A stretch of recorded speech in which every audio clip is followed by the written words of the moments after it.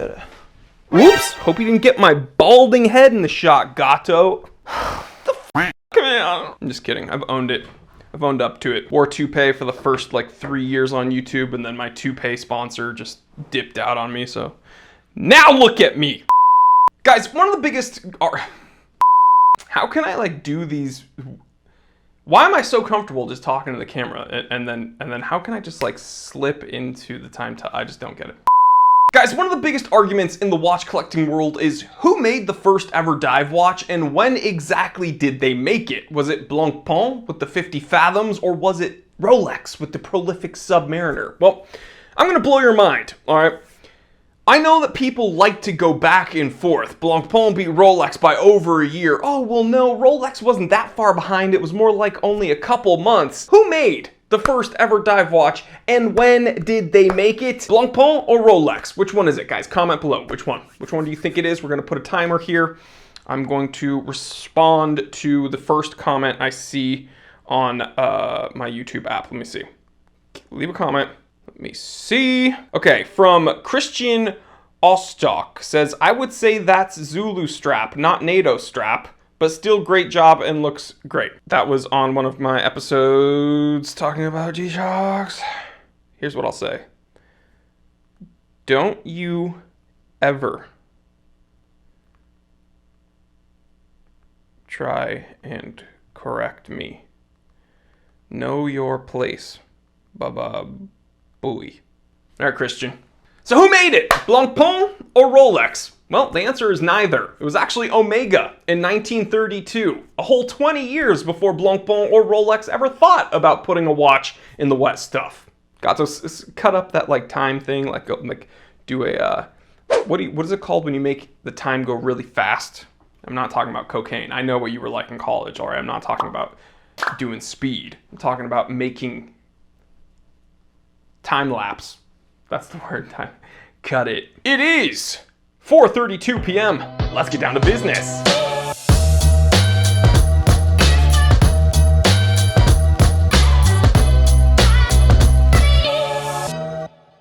All right, well, if you couldn't tell, we don't take anything that seriously here at the Time Teller channel, but we do love watches, and if you're the same way, please consider subscribing and hitting that bell icon, and then what I want you to do is find the like button and show it over to my shrimp tank, because I actually breed shrimp at my house. I know I get weirder and weirder the more you learn about me, but what I want you to do is find the like button, and then when you go show it, like, have a look. Quickly rub it in algae and throw it in the shrimp tank, and then we'll see what happens. I'll give you a hint. The shrimp will eat it.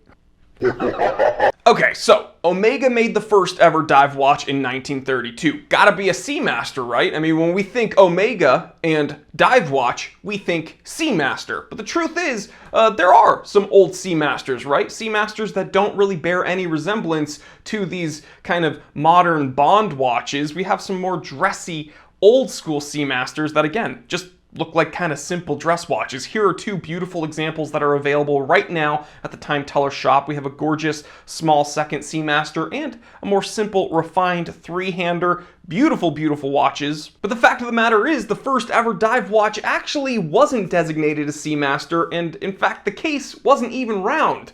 It looked a whole lot more like a Jaeger-LeCoultre Reverso. That's right, guys, I'm pulling out all the stops and I'm doing all the obnoxious pronunciations because you guys hate when I pronounce things in my ignorant American accent. So, Jaeger-LeCoultre Omega? I don't know how they, wouldn't they just say Omega? Omega? Omega? You have to pretend like there's, I don't know, like pudding in your mouth or something.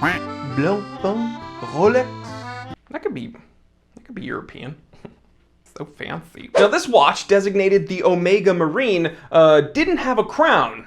Or did it? Well, the truth is, the case actually slid off of itself, exposing a crown at the 12 o'clock that you could use to wind and set the watch, and then again, that outer case slides over itself, creating a seal, making sure that no water gets into the watch. Now, this is a very novel idea. It's not the way dive watches are designed nowadays. Most of them have sealed cases with screw-down case backs and threaded crowns, but again, Omega, back in the early 1930s, saw an issue, and that's how they decided to solve it.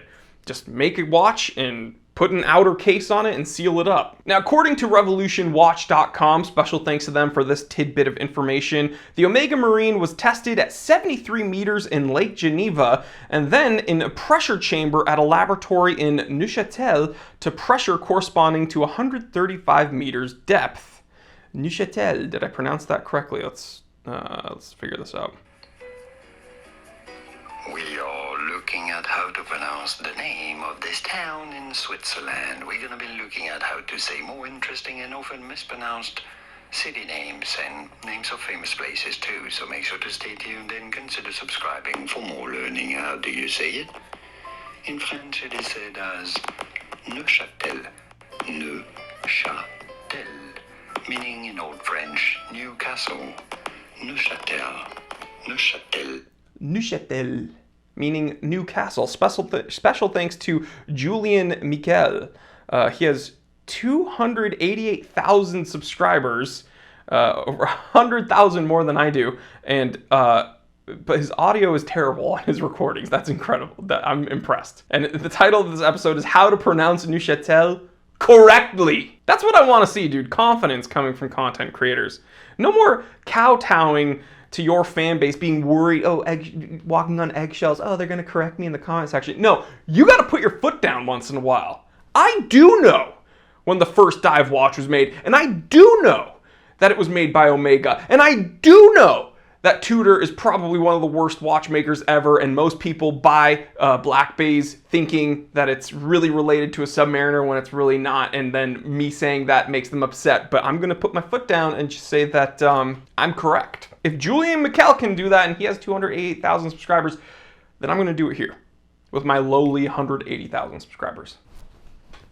Humble brag. That subscriber count just went way down right now on my... I can't believe he said something about the Black Bay. Why does he always have to make fun of the Black Bay? No, all jokes aside, 135 meters of pressure testing in 1932 for a wristwatch? That's incredibly impressive. To put it in perspective, a Royal Oak only has a 50 meter water resistance rating, like a modern Royal Oak.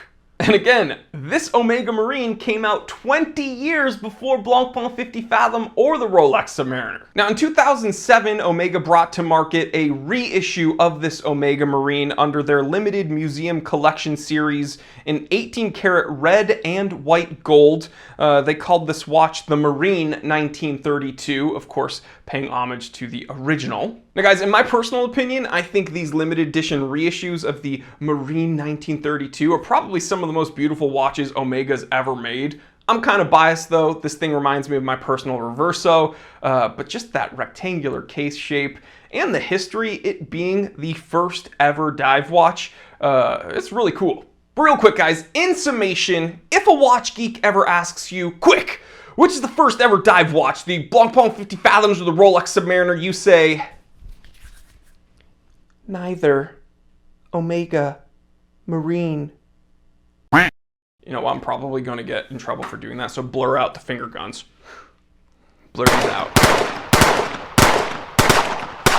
But there you have it, guys. I'm a big fan of doing these kind of short history episodes. I know a bunch of you probably already knew about this Omega, but I'm sure a portion of you probably didn't know about this Omega, so I hope you learned something. Hope you enjoyed yourself regardless. And what do you think about this? Do you think that we should truly consider this the grandfather of dive watches, or should we bump it up to the 1950 era 50 Fathoms and Submariner? And why do you think those other watches kind of got the claim to fame? Leave me that comment. I want to hear from you. All right, guys, thank you so much for hanging out with me. Again, I expect you to subscribe, and I expect you to find the like button, throw it in my shrimp tank, rub it in some algae, let the shrimp do their thing. All right, guys, stay happy, stay healthy, stay blessed. I will see you on the next one. I'm Jory Goodman, the Time Teller, and always remember, I didn't invent time. I just tell it.